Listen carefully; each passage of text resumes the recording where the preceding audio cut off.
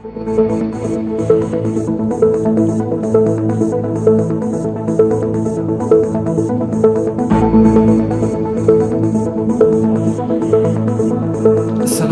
هبل إذا خبركم تخطاتلتي هورنسكوب نيوز زيناتات زعلت حيزلكم قريبا لخو فلما قندي أرئيس زينة قدم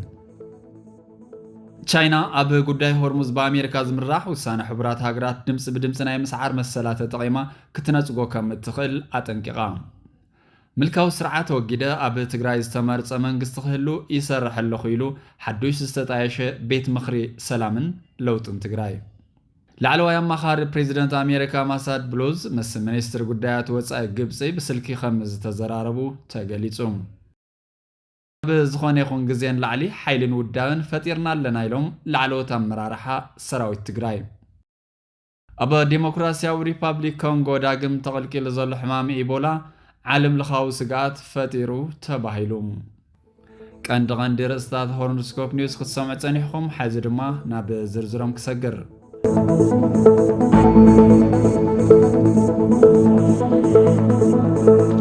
كاب زخون يخون جزن لعلي حيلن ودان فتيرنا سلازلنا ما ختنا بزتودو ملكعو كمراحيلوم لعلو تمرارحا سراوي تقراي أزاز أرمعسر تحدى تقاد لايف صحابينا أزاز أرمعسر سلسة تقاد لايف تسقاي ماركسن تونزي فتسانها بيت مخرة تقراي مملاسو حقوسات مخانم بمقلات سروحون خسرح كل مداوى حاجز كم زقبرو قليس أمالهم لعل خلتنا تشعات مليون هزبي زمارة منقستنا مليسنا لنا زبلا تقاد لايف تسقاي ماركس أزي حقاون قبولنيو نن قورا مخاطر ما نويح رحقات زو استوديو بمبال نغتصال سراحتي حقا زي مخانو انفيتوم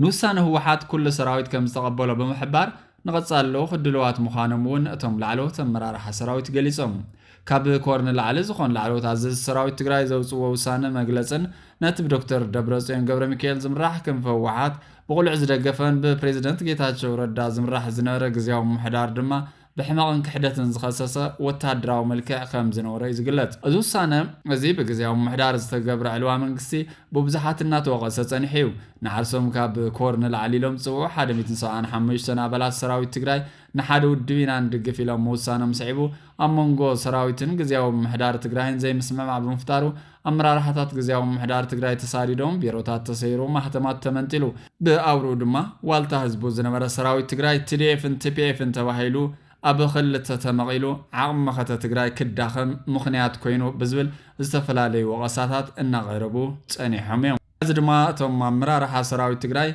هو حاتن بريزيدنت قزياو محدار تقراي جنرال تادس ورد بحيل آليو مزنة محازون دقف موالم كاب بوزحات وغسا إنا غيرب اللوم يوم ملكاو سرعات وجيدا أبز تقراي استمرت منقست كهلو يسرح اللخيلو حدش تتعيش بيت مخر سلام لوطن تقراي بيت مخر سلام لوطن تقراي بحصير وان بز استمرت منقست مقام علمو زتتعيش مخان ودو سمرت افليت لهم ابتز حلف سنبت اب كتما اديس ابا بوقع استمسرته بيت مخر سلام لوطن تقراي كاند علامه غير زحازو اب حصير وان بز استمرت منقست تقراي مقاميو كبل ديمقراسياوي تقراي سمرت نيتيبيا انسايدر ابزها حبريتا غليصو اتبيت مخرك صاب 4 ابالات صحافه خوين مرحت كوميتي دما طايشلو اب تግራይ ዝንቀሳቀሱ ፖለቲካዊ ውድባት ፍልጣቱ ልቀሳስ ቢክ ማህበራት ከመውን ተካላት ሚዲያን ወታደራዊ አዘዝት ቲፒኤፍን ዘጠቃለለ ቤት ምኽርን መጀመሪያ ጉባኤው አብ አዲስ አበባ መካዱ ይፍለጥ ቋምን ማኒፌስቶን ተቤት ምኽራብ ናይ ትማል መኽፈት አኺባ ክጸደቅን ከሎ አባላት ማሐዳሪት ሽማግሌውን ተመርጸመለው አቶ ሀፍት ኪሮስ ምክትል ፕሬዝዳንት ውደው ስምረት የኢትዮጵያ ኢንሳይደር አብዛሃብ ወሐብሬታ እትቤት ምኽር ውደው ወለደ ትግራይ ትንሳኤ 71 ደርታ ውደው ናጽነት ትግራይ ባይተኑ አባይ ትግራይ አረና ትግራይ ነዲሞክራሲን ላላውነትን ይርከቦም አቶ ሀፍቱ አብናይ ትማሊ መስራት አኺባ ከአባላት ኃይል ሰላም ትግራይ ወልቀ ሰባት ተሳትፈው እንኳን ተነበሩ ወታደራዊ ኃይል ግን አባላት ቤት ምኽር ከምዘይ ኮይነ ብሪهم أبزلوا بوليتيكا ودوات كرم حزي بتناصلا بسلاماو بوليتيكا وقال تتصميدن كم زنورا بمزخ خاراتو هفتو نحور عقم من مفتار أب تحت حدا بيت مخرطا كيوم حبرا عقم من مفتار كمون كم حدا ودو بحوار خقالس كم زوسن جليس ملو أتن ودوات نت بيت مخرط مسرتانة بينهم كسر حلو صنحنا ميديا بروباغاندا ودوا عقمتاتن موحد زعلم مخانون جليس ملو كمون أبز حزوانا بتجراي عبليلو زلو ذي حقاو حيلن مكاتيلهم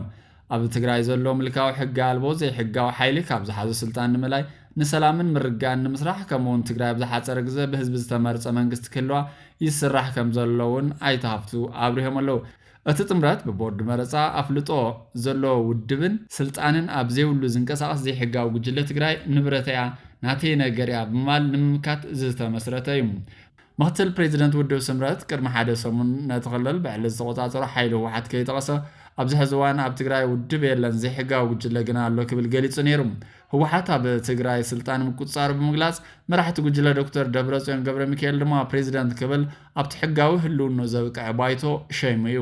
ቅድሚ 6 ዓመት ኣብ ዝተኻየደ ካታ መረፃ ዝተመረፀ ቤት ምክሪ ትግራይ ማእከላይ ኮሚቴ ህወሓት ኣብ ዝሓለፈ ወርሒ ስራሕ ክጅምር ድሕሪ ምውሳኑ ብዘካየዶ ኣኼባ ንዶክተር ደብረጽዮን ፕሬዚደንት ገይሩ መዚዝዎ በቤት ምክሪ ዝተመዘዙ ዶክተር ደብረጽዮን ስራሕ ኣኼባ ካቢነ ብምክያድን ዝተፈላለዩ ውሳነታት ብምሕላፍን እቲ ክልል ኣብ ትሕቲ ቁፅጥር ምህላው ንምርኣይ ስጉምትታት ክወስዱ ጸኒሖም እዮም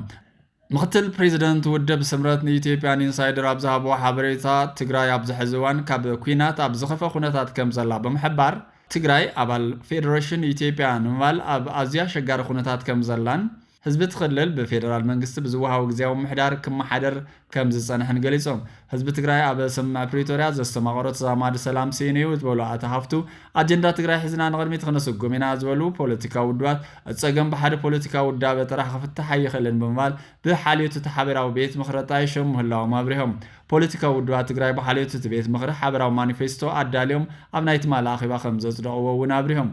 ካብቶም ኣብ ማኒፌስቶት ቤት ምክሪ ዝተቐመጡ ቅድመ ኩነታት ሓደ ኣባል ኮይኑ ዝምዝገብ ፖለቲካዊ ውድብ ብቦርድ መረፃ ፍልጦ ዝረኸበ ሕግን ሕገ መንግስትን ዝኽብር ኣብ ረብሓ ህዝቢ ትግራይ ኣብ ዋጋ ዕዳጋ ዘየትም ክኸውን ኣለዎ ክብሉ ኣይተሃፍቱ ኣብሪሆም እቲ ዝጸደቐ ማኒፌስቶ ዘይሕጋውያን ዝበልዎም ሓይልታት ዘወግድ ጥራይ ዘይኮነስ ኣብ መጻናይ ሰላም ንምርጋን ስራሕቲ ምክያድ እውን የጠቓልል ብተወሳኺ ቤት ምክሪ ኣብ ክልል ትግራይ ኣብ ሓፂር እዋን ፍቓድ ህዝቢ ዝተመረፀ መንግስቲ ክጣየሽ ማዕረ ፖለቲካዊ ሃሁ ንምፍጣር ዝዓለመ ምዃኑ ኣመልኪቶም ኣይተሃፍቱ ምምስራት ቤት ምክሪ ውድባት ነናቶም መደባት ከልዕሉ ዕድል ዝፈጥር ብተወሳኺ ኣብ የኖት ጉዳያት ሓቢርካ ምስራሕ ይከኣል ወይ ዘይከኣል ኣብ ምልላይ ኣብ መንጎም ዘሎ ምውሃድ ንምሕያል ዓብዪ ኣበርክቶ ከም ዝህልዎ ገሊፆም ኣብዚ ሕዚ እዋን ብዝሒ ኣባላት ቤት ምክሪ ሰላምን ለውጥን ትግራይ 4 ከም ዝኾኑን ምክትል ፕሬዚደንት ውድብ ስምረት ኣይቶ ሃፍቱ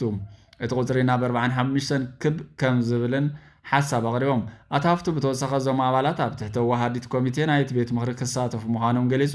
መሰረታዊ ወዳድዋ ናይቲ ሓበራዊ ጥምረት እቲ ቤት ምክሪ ኣብ ፖለቲካዊ ፋይናንሳዊ ርክብ ውድባት ስትራቴጂካዊ ጉዳያት ዝከታተል 5 ወሃድቲ ኮሚቴታት ክህልዎ እዩ እዘን ወሃድቲ ኮሚቴታት ኣብ ነፍሲ ወከፍ 2 ሰሙን እቲ ቀንዲ ቤት ምክሪ ድማ ኣብ ነፍሲ ወከፍ 3 ወርሒ ክእከብ ሓሳብ እኳ እንተቕርበ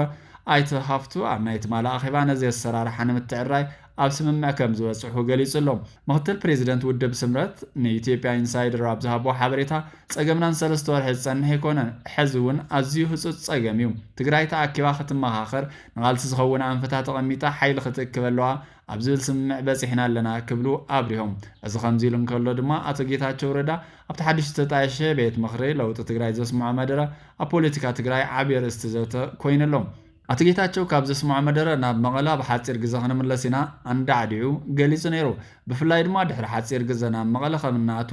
ኣብ ኣእምሮይ ጥርጣረ የብለይን ብማል እቲ ሓይልን ርእሰ ከተማ ትግራይ መቐለ ዳግም ንምቁፅፃር ብዓብዪ ቆራፅነት ይሰርሕ ከም ዘሎ ኣውጅ ነይሩ ይኹን እምበር ነዚ ናይ ኣይቶ ጌታቸው ረዳ ናይ ምትእምማን መግለፂ ስዒቡ ካብ ኣፈኛ ህወሓት ኣይተ ሚካኤል ኣስገዶም ዝተውሃቦ መልሲ ኣዝዩ ጥንኩርን ነቲ ወጥሪ ዝያዳ ዘጓህርን ኮይኑ መፂኡሎም እቲ ወሃቢ ቃል ህወሓት ነቲ ተግባር ናይ ብሔራዊ ክሕደትን መግለጽ ጭንቀትን እዩ በለሞ ተግባራት ጌታቸው ካብ ዓቕሚ ውሽጣዊ ዕግርግርን ጣዕሳን ዝነቐለ ምዃኑ ብምግላጽ ጥንኩራት ቃላት ተጠቒሞም እቲ ወሃቢ ቃል ኣስዒቡ ኣብ ዝደቀስካሉ ለይቲ ክትሓልም ትኽእል ሽዑ መንደራት መቐለ ክትርኢ ትኽእል ኢኻ ሽዑ እንደገና ጠሊምኻን ክሒድኻ ናብ ኣዲስ ኣበባ ምኻድካ ክትሓስብ ኢኻ ሽዑ ሕሊናኻ ክኸሰካ እሞ ክትዓብድ ኢኻ ብምባል ንስነ ልቦና ኣይተ ጌታቸው ረዳ ኣባጭሉ ጽባሕ ጽባሕ ክመጽእ ኢልኹም ክትምክሑን ክትእውጅን ኢኹም እዚ ኣይሰርሕን ከቢድ ብምባል ናብ ካልእ ዕብዳን ሰጊሮም ክሕግዞም በርቅን ነጎዳን ክልሙን ጀሚሮም ኣለዉ ክብል ነቶም ካብ ትግራይ ወፂኦም ኣብ ዝተፈላለዩ ከባብታት ኮይኖም ህወሓት ንምውጋድ ቆሪፆም ከም ተልዓሉ ተረጊፆም ዝዛረቡ ዘለዉ በዓል ኣቶ ጌታቸው ረዳ ዝርከብዎም ሓይልታት ትግራይ ኣንጻሮም ሓያል ናይ ስነ ኣእምሮ ኩናት ኣባሪዕሎም ነዚ ኩነታት እዚ መግለፂ ናይ ዝተረበሸ ህይወት ዝተፈመነት ኣብ ሓደጋ ዝወደቐ ህላዊ ምዃኑ እውን ገሊፅዎ ኣብ መወዳእታ ወሃቢ ቃል ህወሓት ኣቶ ሚካኤል ኣስገዶም ናብ መቐለ ምእታው ብየቕሬታ ፍቓድ መንግስቲ ትግራይን ጥራሕ ከም ዝከኣል ብብድዕ ህወሓት መንግስቲ ትግራይ ምዃኑ ብምምልካት ገሊፁ كم زل دفرز زلوا كايران مقالة سقاط طراي زي كون سابدي سابه الله وحسن زي ملكت ጭንቀቱን يكبل دمديمو زي دحرت عفنيا واحد اتو ميكيلا اتጌታቸው ረዳ ኣብ መኽፈታ ኣኼባ ዘስምዖ መደረ ካብ ትግራይ ዝተውሃበ ናይ መጀመርያ ምላሽ ኮይነሎም ኣብ ዲሞክራሲያዊ ሪፐብሊክ ኮንጎ ዳግም ተቐልቂሉ ዘሎ ሕማም ኢቦላ ዓለም ለኻዊ ስጋት ፈጢሩሎም ዛጊድ ብውሕድ ሚት ሰባት በቲ ሕማም ሞይቶም ከም ዘለዉ ሰመዝ ጥዕና ኣፍሪካ ሓቢሮም ኣለዉ ማእኸል ምቁፅጻር ምክልኻል ሕማማት ኣፍሪካ ከም ዝበሎ 395 ሰባት በቲ ቃታል ቫይረስ ተለኺፎም ክኾኑ ከም ዝኽእሉ ጥርጣረ ቀሚጡ ኣሎ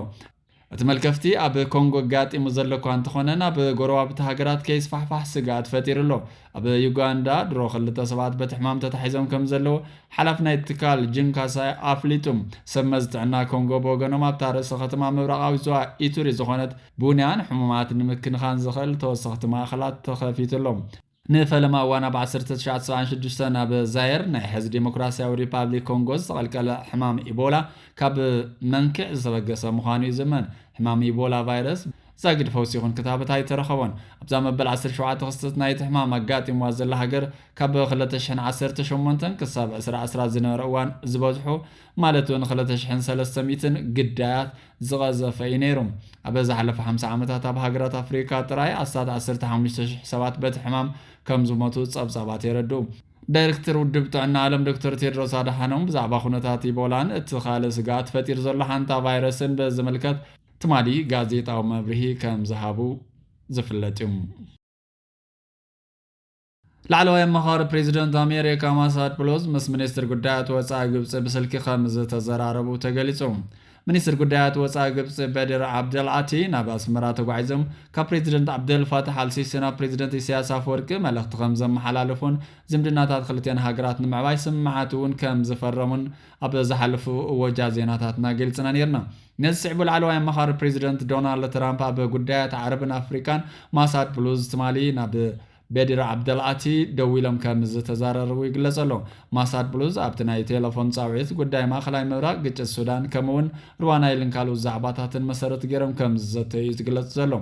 ብፍላይ ንኹነታት ሱዳን ብዝምልከት ሚኒስትር ጉዳያት ወፃኢ ግብፂ ሃገሩ ሉዓላውነትን ግዛታዊ ሓድነት ሱዳን ከምኡውን ሃገራዊ ትካላታ ከተኸብር ከም ዘለዋ ምስ መንግስቲ ዝመሳሰል ኣካል ኣፍልጦ ክትብ ከም ዘይብላን ገሊጹ ኣሎ ሰብኣዊ ሓገዛት ንምብጻሕ ዝኽእል ግዜያዊ ምቁራጽ ተኽሲ ክቐውም ኣለዎ ዝብል እምነት ከም ዘለዎ እውን ኣብሪሁ ብኻልእ ወገን ድማ እቲ ሚኒስትር እቲ ምስ ማሳድ ፕሎዝ ዝተገብረ ዘተ ብዛዕባ ግድብ ህዳሴ ምርጋእ ምብራቕ ኣፍሪካን ድሕነት ቀይሕ ባሕርን እዩ ነይሩ ብምባል መብርሂ ይብሎ ግድብ ህዳሴ ብዝምልከት ማይ ኣባይ ንግብፂ ናይ ህልውና ጉዳይ ምዃኑ ንኣማኻሪ ዶናልድ ትራምፕ ዝገለጸ እቲ ሚኒስትር ብሓደ ወገን ዝውሰድ ስጉምቲ ከም ዘይድግፍን ኣህጉራዊ ሕግን ሉዓላውነት ሃገራትን ክኽበር ከም ዘለዎ ኣብሪሁ ማሳድ ፕሎዝ ድሕረቲ ኣብ መንጎ ኣስመራን ካይሮን ዝተኻየደ ዝርርብ ናብ ግብፂ ደው ኢሉ እዚ ጉዳይ ብመንግስቲ ኣሜሪካ ቃልዎ ከም ዝተዋሃቦ መርኣያ ኢሎም ኣለዉ ተንተንቲ ፖለቲካ ቻይና ኣብ ጉዳይ ሆርሙዝ በኣሜሪካ ዝምራሕ ውሳነ ሕቡራት ሃገራት ድምፂ ብድምፂ ናይ ምጥቃም መሰላት ተጠቒማ ክትነጽጎ ከም እትኽእል ኣጠንቂቓ ቻይና ብመጻቦ ሆርሙዝ ንኢራን ንምኹናን በኣሜሪካን ባህሬንን ዝቐረበ ረቂቕ ውሳነ ሓሳብ እውን ነጺጋቶላ ትሕዝቶት ውሳነ ዝቐረበሉ ግዜን ግቦ ኣይኮነን ዝበለት ቤጂንግ ኣብ ክንዱ ቅጥታዊ ዝርብ ክካየድ ፀዊዓላ ወኪል ቻይና ብሕቡራት ሃገራት እናገደደ ዝኸይድ ዘሎ ቅልውላዊ ስትራቴጂካዊ መጻቦ ሆርሙዝ ዝምልከት ሓበራዊ ውሳነ ብትርቢ ምንካፍ ነቲ ዝካየድ ዘሎ ዲፕሎማስያዊ ጻዕርታት ዘዳኽም እዩ ብምባል ኮኒንዎ ኣሎ እቲ ረቂቕ ውሳነ ኢራን ናብቲ ኣህጉራዊ መራኸቢ ኣገዳሲ ዝኾነ መጻቦ ሆርሙዝ እትፍጽሞ መጥቃዕትታት መቐማጥ ነቶግትን ብቕልጥፍ ደው ከተብሎ ይፅውዕ ይኹን እምበር እቲ ውሳነ ካብ ቻይናን ሩስያን ተቃውሞ ከጋጥሞ ከም ዝኽእል ፍልፍላት ይገልጽ ኣለዉ ኣምባሳደር ቻይና ኣብ ሕቡራት ሃገራት ፉ ኮንግ ምስ ማዕኸን ዜና ፓስ ብለዋ ኣብ ዝገበረ ቃለ ምሕትት ነቲ እማመ ዝነፀጎ ኮይኑ ኣምባሳደር ፉ ብዛዕባ እቲ ውሳነ ተሓቲቱ ኣብቲ መድረኽ ብዛዕባ ትሕዝቶን ተዛመድቲ ሕቶታትን ኣለና ስለዚ ኣብዚ መድረኽ ውሳነ ምሕላፍ ዝጠቅም ኣይመስለንን ኢሉ መውጻዕታዊ ስጉምትታት ዘይኮነስ ንውጥረት ንሓዋሩ ዘህድእ ዲፕሎማስያዊ ዝምድና ከም ዘድሊ ዝገለጸ ትልኽ ክልቲኦም ወገናት ነቲ ጉዳይ ብዘላቒ መንገዲ ክፍታሕ ዝኽእል ትርጉም ዘለዎን ቅንዕና ዘለዎን ድርድር ክገብሩ ክነተባብዕ እንደሊ ክብል ወሲኹ ገሊጹ ኣብ ዝሓለፈ ወርሒ ቻይናን ሩስያን ኣብ ተመሳሳሊ ጉዳይ በኣሜሪካ ዝምወሉ ውሳነ ባይቶ ፀጥታ ድምፂ ብድምፂ ናይ ምስዓር መሰልን ተጠቒመን ነቲ ዝሓለፈ ረቂቕ ወገናዊ ብምባል ምንቃፈን ይዝከር ንወተሃደራዊ ስጉምትታት ምዕራባውያን ሰፊሕ ወጥሪ ዕሽሽ ብምባል ኩሉ ሓላፍነት ኣብ ልዕሊ ቴህራን ዘቐመጠ እዩ ብምባል እውን ነፂገና እየን ኣብዚ እዋን እዚ ዝረአ ዘሎ ዲፕሎማስያዊ ምትፍናን ኣብ መንጎ ኣባላት ባይቶ ፀጥታ ቅልውላዊ ሆርሙዝ ብኸመይ ምላሽ ከም ዝህብዎ ዓሚቕ ፍልልያ ተቃሊዕ ኣሎ። ዋሽንግተንን መሻርክታን ኣብ ልዕሊ ቴህራን ኣህጉራዊ ፀቕጢ ክውስኽ ኣብ ዝደፍኣሉ ዘለዋ እዋን ቤጂንግን ሞስኮን ብወገነን ነቲ ወታደራዊ ግጭት ከጋድድ ካብ ዝኽእል ተግባራት ብምቑጣብ ንዝርብ ሰላም ምጉስጓስ ቀፂለን ኣለዋ።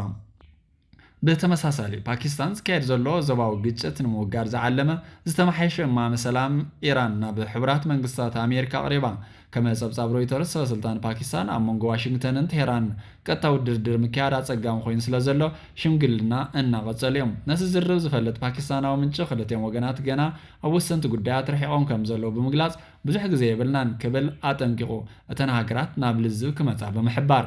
ሚኒስትር ጉዳያት ወፃኢ ኢራን ሙሉእ ትሕዝቶ ናይቲ ዝተመሓየሸ እማም እኳ እንተዘይገልጸ ናይ መወዳእታ መርገጽ ቴህራን ብመንገዲ ፓኪስታን ናብ ኣሜሪካ ከም ዝተመሓላለፈ ኣረጋጊጹ ከም ዘሎ ገሊጹሎም። ዜናታት ወርልድስኮፕ ኒውስ ኣብ ምክትታል ጸኒሕኩም ነዚ ዕለት ዝበልናዮም ዜናታት እዚኦም ይመስሉ ነይሮም። ሰላም